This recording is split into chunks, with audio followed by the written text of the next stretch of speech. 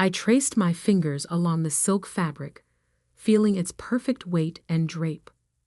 This would be the centerpiece of my new collection, if I could keep my brand alive long enough to show it.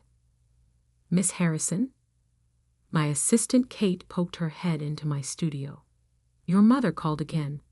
They're expecting you for dinner at 7. I glanced at the clock. 6:30 p.m.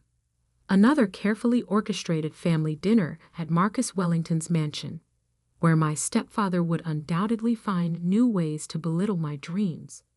Thank you, Kate. Could you make sure the lookbook photos are ready for tomorrow? And confirm our meeting with the influencer agency? Already done, she smiled, then hesitated. Are you sure about keeping the Paris plans quiet? Your family might be more supportive if they knew. I shook my head, carefully folding the silk. Marcus would only try to interfere. Better they think Isabella Harrison Designs is struggling. It makes tonight's performance more convincing. The truth was, my little boutique had outgrown its humble beginnings months ago. What started as a small atelier in Brooklyn had evolved into something much bigger, though I'd carefully hidden the evidence. Every time Marcus's spies reported back about my empty shop, I was actually meeting with luxury buyers in private showrooms. When he gloated about my amateur designs, major fashion editors were already fighting to feature them. But tonight, I needed to play the struggling designer one last time. The Wellington mansion loomed before me, all marble columns and old money arrogance. Marcus had bought it with my father's insurance money after marrying my mother, though he preferred everyone forget that detail. I smoothed my deliberately simple dress, one of my designs, but understated enough that Marcus wouldn't recognize it, and rang the bell. Darling, my mother answered, all perfect makeup and nervous energy. You're just in time. Marcus has big news. I bet he does, I thought, kissing her cheek. I'd heard whispers about his plan to launch his own luxury brand, building off his success in mass-market retail. He'd been poaching designers and manufacturers for months, though he didn't know I had friends in every atelier he'd approached. The dining room was a monument to Marcus's idea of success. Crystal chandelier, antique furniture, and precisely arranged place settings that no one dared disturb. My younger half-sister Sophia sat quietly, tapping her phone under the table. At 16, she was already learning to navigate Marcus's moods. Isabella. Marcus didn't bother standing as I entered. I trust your little shop isn't keeping you too busy for family obligations. I took my seat, noting how he positioned me directly across from him. Classic power play. Never too busy for family. Excellent. He smiled, all teeth and no warmth. Because we need to discuss your future. The staff served dinner. Elaborate French cuisine that Marcus barely touched while holding court. He loved an audience, especially a captive one. I've been reviewing the family's investments, he began, swirling his wine. Your mother and I have decided it's time for some changes. My mother flinched slightly. We both knew she hadn't decided anything. Your boutique, Marcus continued, has been draining resources for 2 years now. The foot traffic reports are abysmal. Your social media engagement is laughable. And those designs, he shook his head. Let's be honest, Isabella. You're embarrassing the family name. I took a small bite of salmon, letting him build to his crescendo. Therefore, I'm cutting your funding. It's time to close up shop and join the real world. In fact, his smile widened. I'm launching a new luxury fashion line. Wellington Haute Couture. I could use someone with your basic understanding in a junior position, under proper supervision, of course. Sophia's phone clattered to the floor. She knew how hard I'd worked, how many nights I'd spent perfecting my craft, while Marcus built his empire on cheap knockoffs. That's very thoughtful, I said carefully, watching my mother's face fall at my apparent surrender. When do you need my decision? Decision? Marcus laughed. I'm not offering a choice, Isabella. The boutique's lease, your equipment, even your supply contracts. Who do you think has been underwriting all that?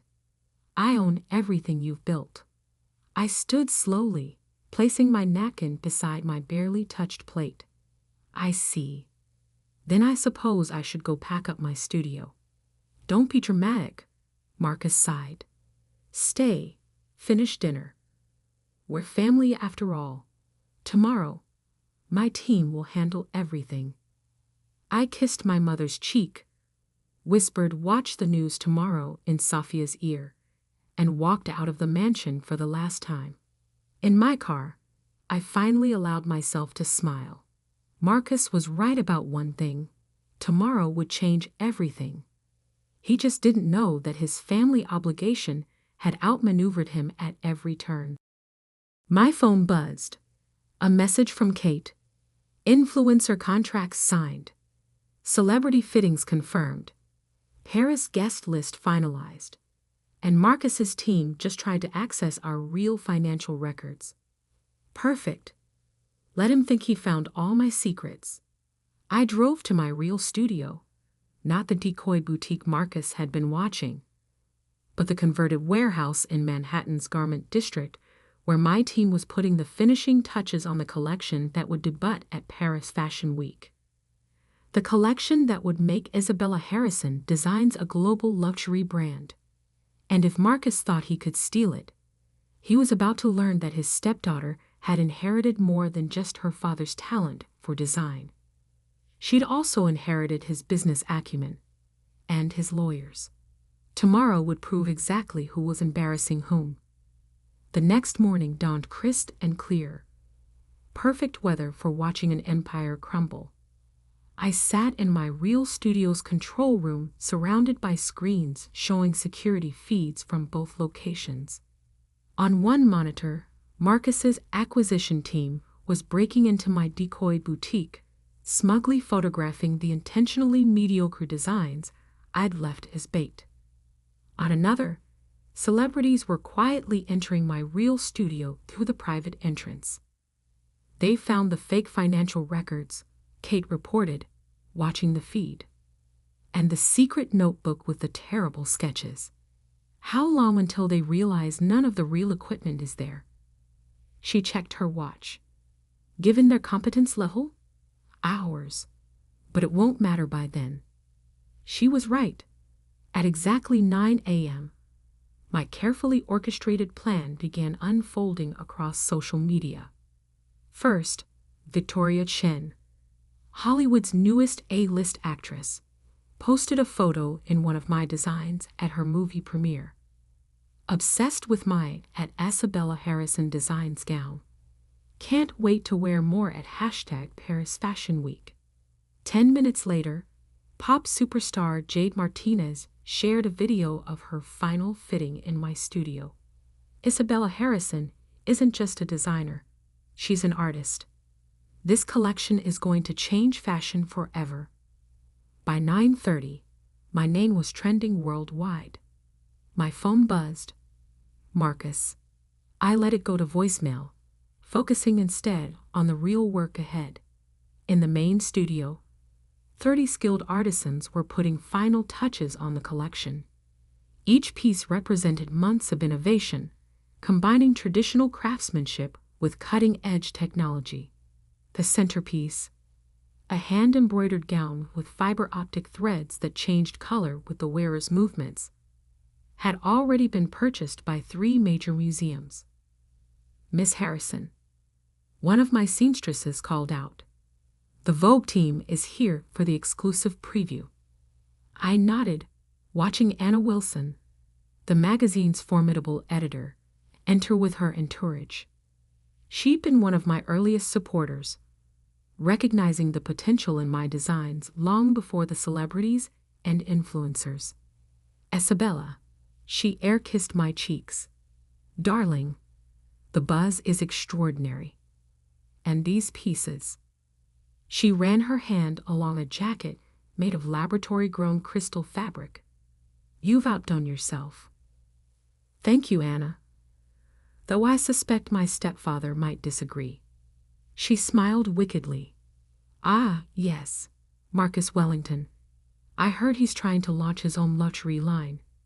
Knockoffs of last season's trends, I assume. Actually, I pulled up some designs on my tablet. These are his planned showpieces. Notice anything familiar? Anna's eyes narrowed as she swiped through the images. These are remarkably similar to your early sketches, the ones you showed me last year. The ones I deliberately leaked, you mean? I switched to another screen, showing trademark registrations and patent applications. Everything properly documented and dated, of course. Oh, you delicious creature. She laughed. You knew he tried to steal your work. Marcus has been copying other designers for years. I just gave him the perfect opportunity to copy mine. I gestured to the busy studio. While he was focused on my failing boutique, we built this. Every piece protected, every innovation patented. My phone buzzed again. More missed calls from Marcus, plus increasingly frantic texts from my mother.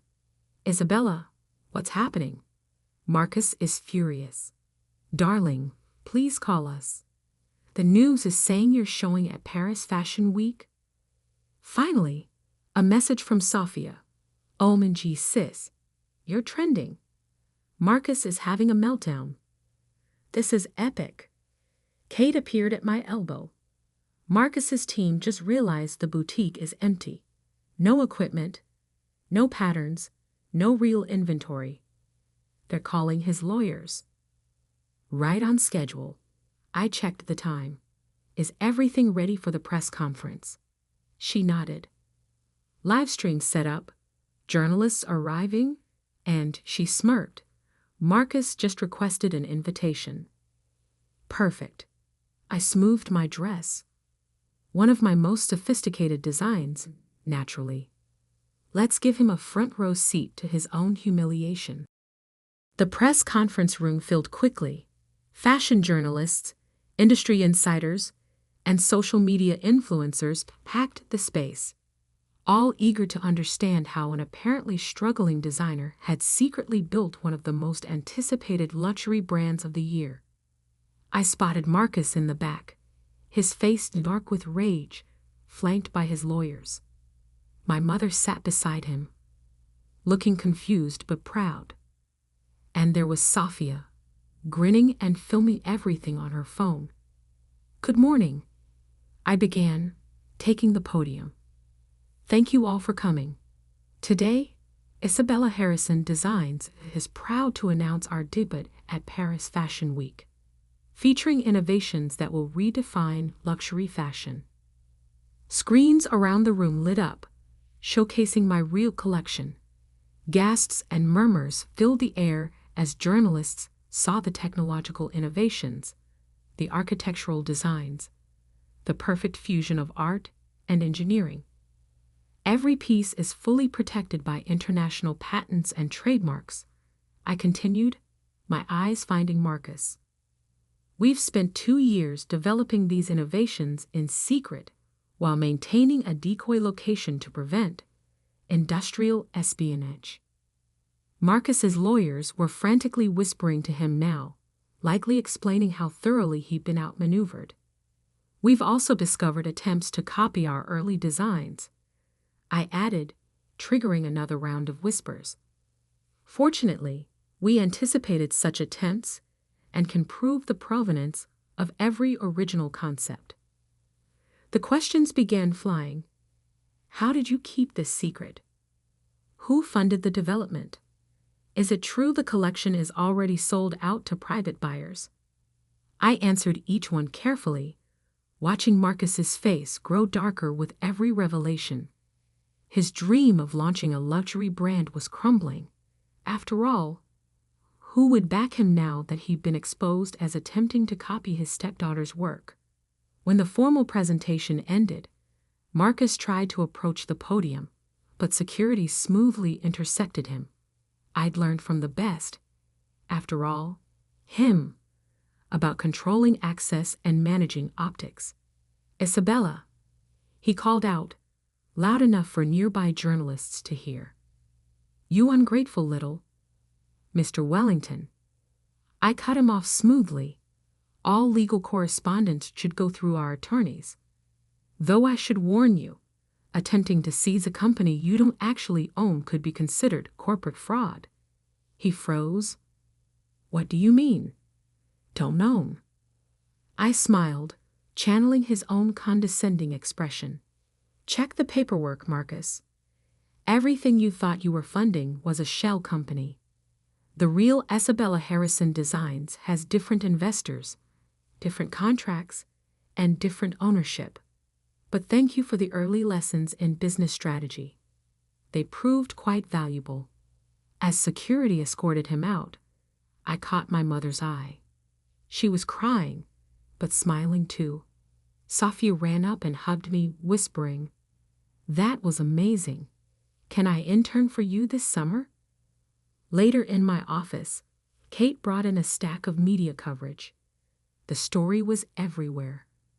Young designer outsmarts corporate takeover, fashion's new tech revolutionary, the secret success of Isabella Harrison. My phone buzzed one final time. A message from Marcus. You'll regret this. I made you. I typed back. No, you underestimated me. The regret is entirely yours. Then I turned back to my team. We had a Paris Fashion Week show to prepare, and this was just the beginning. Paris Fashion Week, the pinnacle of haute couture, where legends are made or destroyed in 15 minutes on a runway. I stood backstage at the Grand Palais, watching my team prepare for the moment that would define Isabella Harrison Designs forever. Marcus is here, Kate murmured, tablet in hand. Front row, with his lawyers. They filed another injunction this morning. I smiled, adjusting a model's collar. How many does that make? 6 in 3 weeks, all dismissed. Though he did manage to free some of your old accounts. The empty ones, I confirmed. How's Mom doing? Kate glanced at her tablet. She's in her seat. Sophia's with her. And the video you asked for is ready. The last 3 weeks had been a whirlwind of preparations and legal maneuvers. Marcus, desperate to salvage his reputation, had tried everything to stop my show. Each attempt had only generated more publicity, more interest, more proof that he was exactly what I'd painted him to be. A man who built his success by stealing from others. 5 minutes. The stage manager called out. I gathered my team. Everyone knows their roles. We've prepared for this moment for 2 years. Now let's show the world what real innovation looks like. The lights dimmed. The music began, a haunting melody I'd commissioned specifically for this show. The massive screens above the runway flickered to life, showing the journey of Isabella Harrison Designs from that small Brooklyn boutique to this moment. Then, the first model emerged. The crowd gasped as my crystal fabric jacket caught the light, refracting it into thousands of rainbow patterns. Each movement created new colors, new designs, new possibilities. The technology we developed didn't just make beautiful clothes, it redefined what clothing could be. More looks followed. The color-changing gown that responded to sound. The architectural pieces that transformed on the runway. The sustainable fabrics that looked like liquid metal but felt like silk. Each innovation perfectly documented, patented, and protected. From my position backstage, I could see Marcus's face growing darker with each new revelation. He thought my little boutique was producing simple dresses and basic designs. Now he was watching 2 years of secret innovation parade past him, knowing he couldn't touch any of it. Halfway through the show, the screens changed. Now they showed correspondence, contracts, and designs, dated and documented evidence of every attempt Marcus had made to steal my work. Interspersed were clips from security cameras, showing his team breaking into my decoy studio, trying to steal what they thought were my secrets. The fashion world is brutal, but it despises thieves more than failures. The final look was my masterpiece, a wedding gown that combined every innovation we developed. As the model reached the end of the runway, the dress began to transform, each layer revealing new patterns, new technologies, new possibilities. The audience rose in a standing ovation before the show even ended. In the chaos that followed, I made my way to where my mother sat, still applauding, tears streaming down her face. "Isabella," she whispered, hugging me tight. "Why didn't you tell me?" "Because Marcus would have used you to stop me," I said gently. "He had to believe he was in control." "He's ruined," Safia announced gleefully, showing me her phone. Stock in Marcus's companies was plummeting as news of his attempted theft spread. Major retailers were canceling contracts, unwilling to be associated with proven plagiarism. "Ms. Harrison," journalists swarmed around us. "How does it feel to be the breakout star of Paris Fashion Week? Is it true you've already received orders worth over $50 million? Will you press charges against Marcus Wellington?" I held up my hand for quiet. Isabella Harrison Designs represents a new era in fashion, one built on innovation, integrity, and imagination. We've proven that success doesn't come from stealing others' dreams, but from believing in your own. "This isn't over." Marcus's voice cut through the crowd. He looked disheveled, desperate. "I made you. Everything you are, everything you have, it's because of me." "No, Marcus." I turned to face him one last time. "Everything I am is because you taught me exactly what kind of person I didn't want to be. You showed me that true success isn't about crushing others. It's about creating something real." Security moved to escort him out, but he shrugged them off. "Your father was a failure too. That's why he left you nothing but debt." "Actually," I smiled, "he left me his most valuable asset, his belief in me. And his old warehouse in the garment district, the one you never knew about because it was in my mother's name. The one where I built all of this while you were busy mocking my little boutique." The following weeks were a blur of success. Orders poured in from luxury retailers worldwide. Our innovations were featured in technology magazines as well as fashion publications. 3 major museums requested pieces for their permanent collections. Marcus's empire crumbled as quickly as mine rose. Retailers canceled contracts, partners withdrew, and investigations revealed a pattern of theft that went back years. He'd been stealing designs from small creators, crushing them with legal threats when they complained. Now they were all coming forward. My mother filed for divorce. Finally free from his control, she moved into a penthouse apartment I bought her, rediscovering her own strength day by day. Safia started interning at my company, showing a natural talent for design technology. 1 year later, I stood in my new flagship store on 5th Avenue, watching customers marvel at our latest innovations. The struggling boutique that Marcus had mocked was now a global luxury brand, known for pushing the boundaries of fashion and technology. My phone buzzed. A news alert. Marcus had been indicted for corporate fraud.